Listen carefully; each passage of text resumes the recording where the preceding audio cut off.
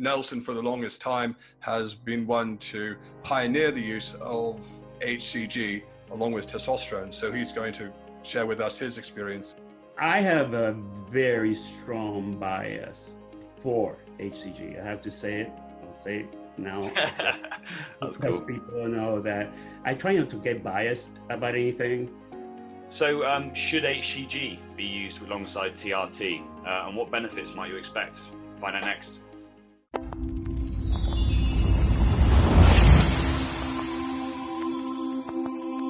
Okay, so it's common knowledge now that HCG is used alongside TRT. We're here with Nelson Vergel. So Nelson, do you think that HCG should be used alongside TRT? I've seen some of your lectures and stuff you've done on this. So with HCG, what would the benefits, or what benefits can be seen, because I know it doesn't always work for people, with HCG when you combine it with TRT? I have a very strong bias for HCG. I have to say it. I'll say it now. That's because cool. People know that I try not to get biased about anything, but I'm an older man, obviously. I mean, I have probably been on testosterone longer than anybody I know. I have some HIV positive friends that probably have been as long as me, because obviously we're in our 60s and 70s now. But I've been on testosterone from, since 93. And yeah, ICG really was not part of our, even though it was available back then, we never thought about it because we were never thinking about getting off testosterone. So HCG back then was used for PCT, post-cycle therapy, when you're getting off and testosterone anabolics, but we never wanted to get off anyways. Yeah. So it wasn't until around 2012 or, when I was writing the book, that I discovered, hey, combination of HCG with testosterone. Dr. Lipschultz and a few other doctors had done some research on sperm counts and the increase in intratesticular testosterone. It's the testosterone inside the testicles, which is not correlated to the testosterone that is floating in your blood, by the way. We may have great testosterone in the blood, but what happens with this TRT itself, testosterone alone, so that we shut down LH and FSH by feedback, and that also affects the testosterone production inside the testicles, which really is the key variable for producing healthy sperm.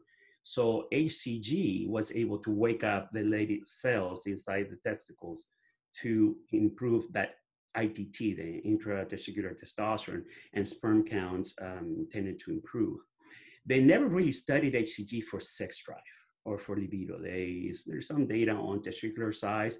Basically, yes, it is effective in increasing testicle size in men that have had testicular atrophy or shrinkage because of testosterone. Because as I said, testosterone shuts down LH, FSH, the Leydig cells go dormant. They don't die, but they shrink up. Like somebody wasting, they shrink up, but the cells are there.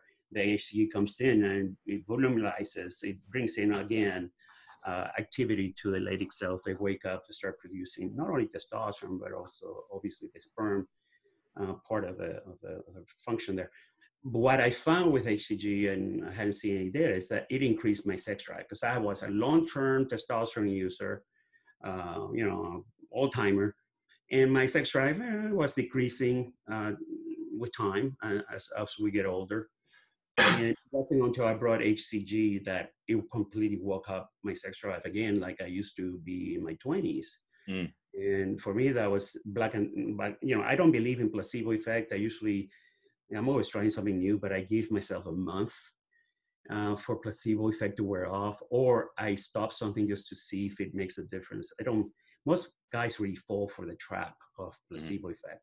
They think everything's beautiful, and for the first 2 weeks, and then they find out that, I don't feel the same. But it's mostly our minds are so powerful that our expectations for something sets us up for that. But anyways, so HCG is one of those, black and white. If I don't do it, if I forget, my sex drive is back to basically almost non-existent.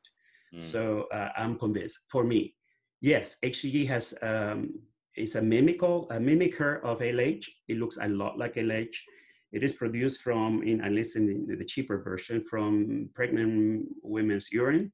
women in pregnancy produce thousands and thousands of IUs that basically their body produces to protect their uterus through the whole process of conception. They extract that HCG from the urine and they make it obviously in a powder form. There's also another version, which is recombinant DNA, but it's very expensive. And most compounding pharmacies basically use this kind. It like testosterone, it can increase side effects like water retention, increase hematocrit. If you have prone to acne, it will increase acne. It is definitely have good data on not only ovulation in women, so it's used for fertility in women too, and sperm in men, monotherapy or in combination with testosterone. What I was very happy to see data on HCG because a lot of urologists and fertility doctors, even 5 years ago, would tell men that they have to stop testosterone replacement because if they wanted to have a kid. So now they don't have to, they just add testosterone. The data shows actually that it didn't work on everybody. It works basically when it comes to sperm count, it works in younger men more than older men, in men that have been on testosterone not for a long time. So it worked in 66% of the men in the Dr. Lipschel study. The other men may have to start adding FSH to the combo to basically go up in sperm count, the older men or men on long-term testosterone. But as I said, no data. Even I asked Dr. Lipschel, why didn't you ask, sex drive? Because really, we have no sex drive data on HCG. So I think that's coming from that same group. Testicular atrophy too. I mean, we do have some data in pediatrics, in teenagers that had unascended testicles, and that worked. For me, I can see a difference night and day. Doesn't really, like, people think, oh, there's a really make your testicles increase in size. And so only to the baseline, only to what you used to have, is not going to make your testicles grow beyond, and even beyond baseline is hard to attain. Some guys don't realize too that when you start testosterone, when you have low testosterone, your testicles tend to shrink up even before you started testosterone. When you start testosterone, actually the first few weeks or maybe months, your testicles actually increase in size again. And that starts wearing off as time goes by. And some men don't even notice shrinkage of the testicles. Why? Baseline, they probably have big ones to start with. But the ones that have smaller testicles can notice a big difference after a few months of TRT alone. I've met guys that don't really care for that. They say, no, I don't care. I'm not looking to have kids.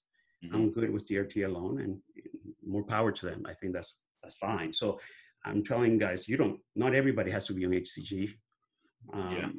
I do, unless I don't want to have sex. Through the pandemic, I haven't done HCG because I really don't want to think about sex while I'm hooked up here.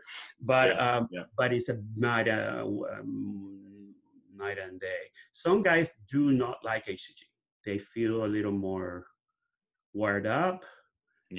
Water retention is definitely there. So everybody blames estradiol. Oh, it increases estradiol too much. That's why you're getting water retention. And there's actually a study here. Yes, it increases. These are different doses. So HCG does increase estradiol at the beginning, and then there's just stabilization with time. So, and that's something else we can talk about, the water retention issue, which is really more related to sodium retention in the kidneys. Has really been shown not only with HCG, but with testosterone. I mean, even oxanolone, some anabolic steroids that are DHT-based analogs, they shut down estradiol and they still cause water retention. So the water retention, high blood pressure issue with androgens, testosterone, HCG, androlone, all that is really linked. And we have some of the data on sodium retention in the kidneys. And sometimes that wears off with time in some men. In some men, it does not.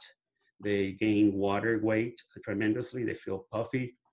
Some doctors prescribe as needed, on and off diuretics to lose that water weight. I think that's the number one complaint now that we're seeing on XL male. Everybody jumps into using an anastrozole because they say it's their estrogen that is increased, and nobody tests their estrogen before they do that. They just go by assumptions. Yeah. And I have not seen or heard in 11 years that anastrozole is a diuretic. I never have. Never. Otherwise, I would take it. I do have water retention issues. When I inject testosterone, I inject twice a week, 75 milligrams. When I inject the day after, I weigh myself every day. I weigh usually 2 more pounds than the day before, in the morning before breakfast. So I do have a water retention issue that wears off until the next injection. And I do, when I added nandrolone, I had to do diuretics once a week, and that would work. So I'm sorry I'm going on forever, but no, it's really good. It's really good. I mean, we've had some guys who have had some success just increasing potassium.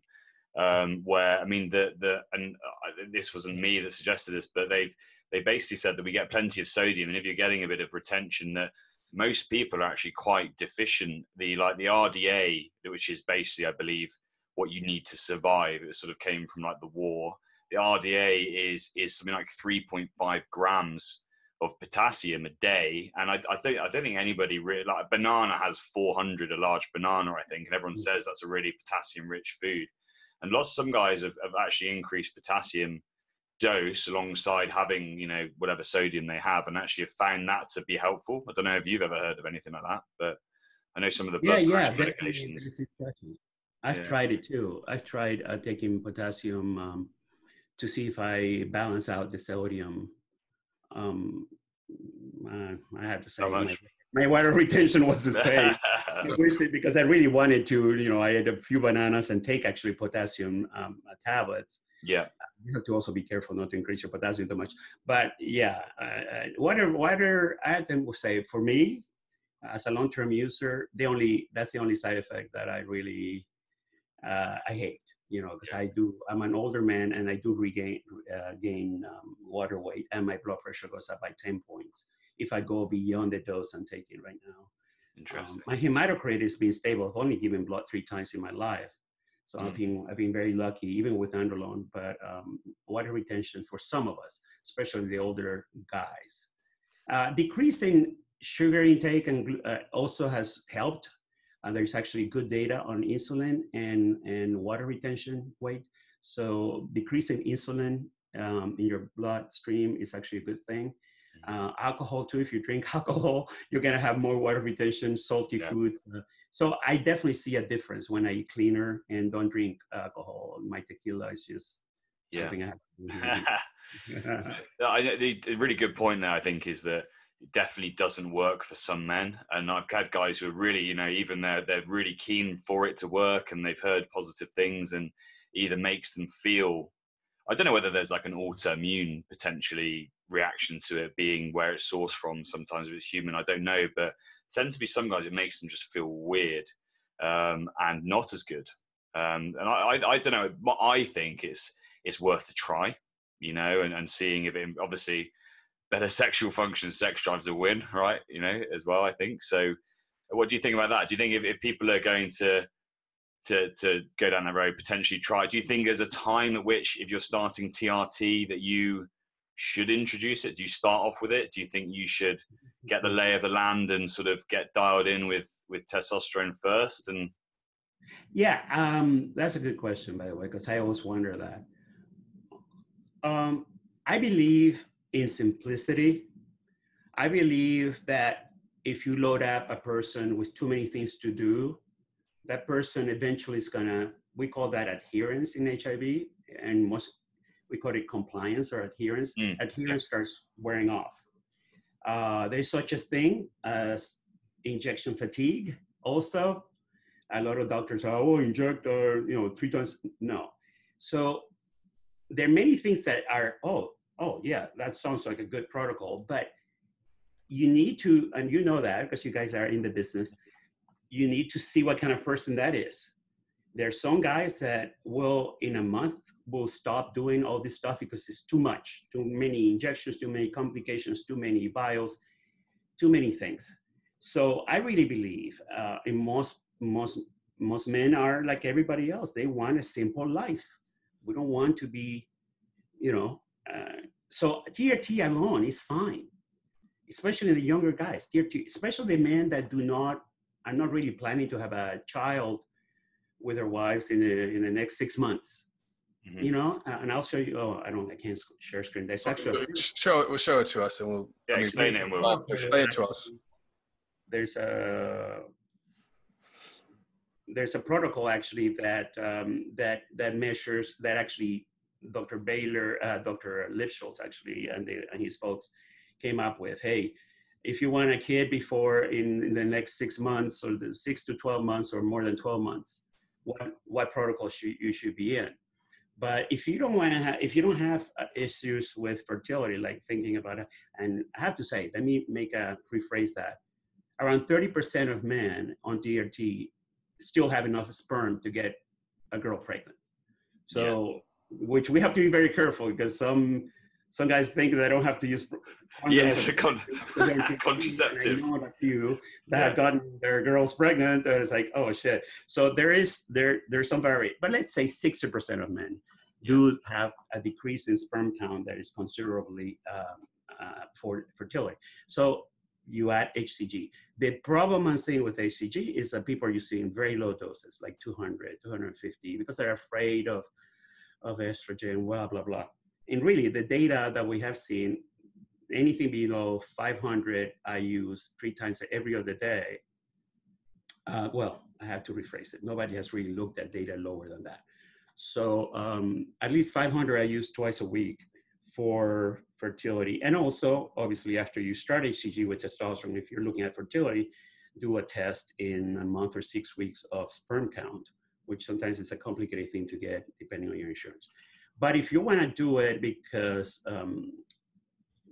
if you're on TRT alone and you're feeling sexual, you're having, sexual thoughts, don't bring it in. Don't complicate your life. Wait for later, maybe when you're my age, when you're old fart like me, 61, 60. So I don't really think, I do have, as I said, as an older man with long-term TRT, for me, it's essential. Mm-hmm. It is. I can't do without, because it's night and day. Unless, as I said, there's sometimes we don't want to have sex. We're just busy with work and we just want to get sexual thoughts out of our head. Sometimes I have to say, I'm in that space. Right now I am. So HCG should not be something that everybody has to start, because you're complicating people's treatments. You're setting them up for failure. Let them maybe 3 to 6 months of testosterone alone. Ask them again, hey, how do you feel? Yeah, my sex drive was good. Now it's not anymore. Hey, you want to try HCG? That's what I would do. Not like they do it in the States. Most cash basis clinics are starting people on both, or not 3, an anastrozole, HCG, and testosterone at the same time. I think that's crazy, without really doing a stepwise kind of a thing, we have to offer our clients or patients based on their individual needs. So if fertility is imminent in the next 6 months or so, then the doctor will prescribe or offer that to the patient. But you're right, the simplest, the easiest approach is usually the best approach, and it has to be, I guess, the best protocol for that patient is what's going to work for that patient and their needs. So that's a good point. Nelson, I've been on the TRT for 24 years, and for the majority of it, I didn't use HCG except for like a little burst in 2000, a little bit in 2011 for maybe 6 months. I didn't really use it on a regular basis, according to the Lipschultz study, until around late 2016, early 2017. And I also have a small varicocele as well. And all those years on just TRT, and I went to get a sperm test done. And to my surprise, I also had a control subject, actually. One of my mates came with me. He hadn't been on HCG. But to my surprise, I had 156 million sperm, and 72% motility. Now, I'm not looking to use it for anything, but it's just more as an experiment. And I thought, well, here I am after all these years with the suppression. It did seem to work for me. So I guess it's never too late if you are looking to get fertility, but we have also seen cases of guys that have abuse anabolic steroids, they're on TRT, and there seem to be some lasting damage, and they have a harder time raising their sperm count even above 5 to 10 million. Yeah, and HCG, there's another use, people don't talk about it, they do on XL male. There is a issue, I used to have it back in the day, is where your testicles retract while you're having sex. When you have an erection, usually testicles in some guys tends to, they tighten up, right? And when you have atrophy of the testicles, they're so small that they shrink, they tighten up, and they go inside your body. Okay, and there's a lot of discussion on XL male, retraction of testicles. So it is sometimes painful to have sex with very atrophied testicles. And definitely that HCG will make a difference for that, for the retraction issue while having sex. And that's something that obviously you don't hear in a scientific paper. Yeah, no, that's really good. Like lots of guys who, who've experienced that. It's quite quick as well. It can be quite quick to restore for them. And I cringed again when you said that. I imagine that, and I'm, but it's it's definitely something that has happened in a few people. But you have to be one of those guys where they get a lot of atrophy, right, as well. Some guys do, some guys don't. Mike, I was just going to ask about dosing. If there's anything you wanted to ask first, Michael, go over. No, but I was going to just show my beads. Oh yeah. I was going to say, how small do you have to be for them to go up inside you? So I mean, this is saying I don't know. Well, tell people what those are, man. So these are an Orchidometer. The doctor would use this to kind of compare. Get a little bit higher, Sorry. So 25 is the largest one. So this is a good size to be at. I one time said, "Oh, I'm about this size," to the doctor. And he said, "Well, that's where it starts." He said, "As normal." He said, "Most people are above that one," but I think he was just trying to wind me up. Those are bull size. Yeah, I say, well, he's lying. The doctor's lying. Yeah, they look like olives, So, I have never gotten that test done, even by lip tests. So you can get those, and sometimes doctors use those to examine some patients. So that's awesome. What do you think about HCG monotherapy? I mean, obviously I've seen some guys do okay with it. Are there any downsides? I know that, and I may be wrong here, is there a risk that if you don't give enough HCG as a monotherapy, that it potentially can shut down one's LH and FSH sort of signal? Am I way out of that? I think I've heard that somewhere. HCG shuts down LH just as well as testosterone does. HCG is an LH mimicker, but it is not LH. Yeah. It is not picked up as LH in the blood test. That's the number one mistake I'm seeing, even doctors saying that. Oh, your LH is low. It should be higher because you're on HCG. No. Yeah. The blood test for LH does not pick up HCG. HCG looks a lot like LH, works a lot like LH, but it does not look like LH on paper.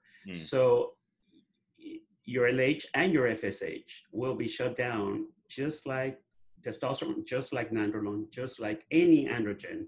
Yeah. But what does that mean? But you do have an LH-like substance in your blood. Yeah. So your testicles keep working, all that. But I do have to say, on monotherapy, some guys are doing well on monotherapy, but you have to do at least 1,000 IUs 3 times a week. Yeah. You cannot do low dose daily, like some guys say, I'm going to do what my body produces, LH 200 or 150 IUs daily. No, it has not worked in anybody. The sperm count doesn't go up, sex drive doesn't go up, testosterone doesn't go up. 1,000 3 times a week IUs.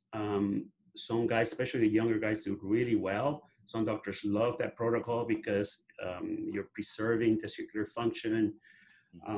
But in the long term, I think there is a downregulation. I really believe so. Yeah. When it comes to sex drive and all the numbers. But as I said, if I was a man in my 20s, heck yeah, I would try HCG monotherapy before I go into TRT. Yeah. Heck, even as a second step, add clomiphene to it now that we're seeing better data before I get on TRT, because I will have kids eventually. Yeah. So there Maybe may testosterone as well. about more options. I think once you reach a certain age, your response to HCG, response to clomiphene, response to all that is diminished when it comes to sexual function. And most men are looking for better sexual function, and that's the main reason they started at TRT: fatigue and sexual function. Yeah. They don't care if their numbers look beautiful on paper as long as they have sexual function. So that's a problem I'm seeing. And doctors love great numbers. So when they see how beautiful numbers are on paper, but yet the patient is telling you, I'm still not interested, I don't have any sex drive. That's when it gets kind of, that's when I see fights going on between doctors and patients. Yeah. Say, well, you should feel better. Yeah. Your numbers look good. You wouldn't do it with an infection though, would you? You wouldn't be like, oh, like the infection, you know, if you clearly had an infected like leg, and you're like, well, I've given you the dose like of antibiotics, like that should be all healed now, and not see you later. Like, I'm not giving you any more. You wouldn't do it with any other sort of part of medicine. You want the clinical outcomes, right? You know, it's symptology, and sometimes, you know, I see also guys that have on testosterone, they have 800 nanograms, let's say, I don't know, 20 nanomoles, and they still feel horrible. And they still feel, and that's when we have a whole section on excelmail.com where we discuss when testosterone is not enough. Yeah. And what do you do with those guys? Basically, obviously, they may have other things going on, sleep apnea, they're not sleeping well. They may have depression that testosterone did not help due to other issues that they don't usually want to talk about. They have high blood pressure. They have some issues comorbidity-wise. For those patients, usually doctors put them on low-dose daily ED drugs, Cialis. Some people cannot tolerate Cialis. They get a lot of, I get backaches, spasmic back aches, or, you know, sinus congestion, all that. But so I take Viagra or Levitra because I don't get those horrible backaches. So, but daily dosing of low-dose erectile dysfunction drugs seem to help those men. HCG obviously helps if they haven't used it. There are other, you know, we have PT-140s, a peptide that has been approved by FDA for sex drive in women recently in the last 6 months, and there's off-label use for men. That seems to work. For increasing sex drive. So. Yeah, no, that's cool. Okay, so I was just going to say, I've used your forum. You know, Excel Mail is you played a big role in giving me information like way before I even started, you know, hormone therapy and things like that. So thank you for thanks for putting the time to those, Nelson, and all the work you do. But... No, thank you. You guys are doing great job, great work. So anytime. So let's do this again. There's a lot more topics to cover. Yeah. All right. Okay, thanks for watching. This has been Balance My Hormones. Hopefully the topics have been helpful. If you want to subscribe and you know, ring the notification bell to get notifications for more content like this, we'll be back with more. Okay, thanks for listening. Okay, bye. Bye-bye.